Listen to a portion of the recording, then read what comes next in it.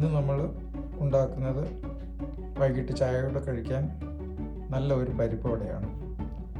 അതിന് വേണ്ടുന്ന സാധനങ്ങൾ: കുതിർത്ത് വാരി വെച്ചിരിക്കുന്ന പരിപ്പ്, ഇഞ്ചി കൊത്തിയരിഞ്ഞത്,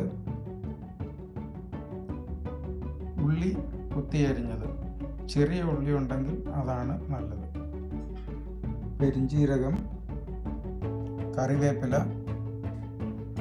വറ്റൽമുളക്, കായം, ഉപ്പ്. നമ്മൾ സോക്ക് ചെയ്ത് വെച്ചിരുന്ന പരിപ്പും ബാക്കി ഡ്രൈ ഇൻഗ്രീഡിയൻസും ചേർത്ത് നന്നായിട്ട് മിക്സ് ചെയ്തെടുക്കണം.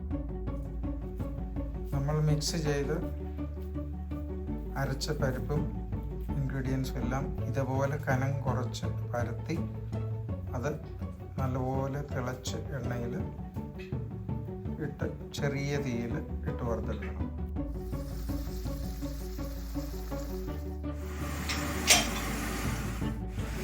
വട രണ്ട് സൈഡ് നന്നായിട്ട് മൊരിഞ്ഞ് വന്നിട്ടുണ്ട്. ഇതിനെ ഒരു പാത്രത്തിലേക്ക് കോരി മാറ്റാം. ഇതുപോലെ ബാക്കിയുള്ളതും വറുത്തെടുക്കണം. ചെറുപ്പക്കാർക്കും പ്രായമുള്ളവർക്കും എല്ലാവർക്കും ഒരുപോലെ ഇഷ്ടപ്പെടുന്ന ഒരു 4 മണി പലഹാരമാണ് പരിപ്പ് വട. എല്ലാവർക്കും ഇത് ഇഷ്ടപ്പെട്ടു എന്ന് കരുതുന്നു. സബ്സ്ക്രൈബ് ചെയ്യാനും സപ്പോർട്ട് ചെയ്യാനും ആരും മറക്കരുത്.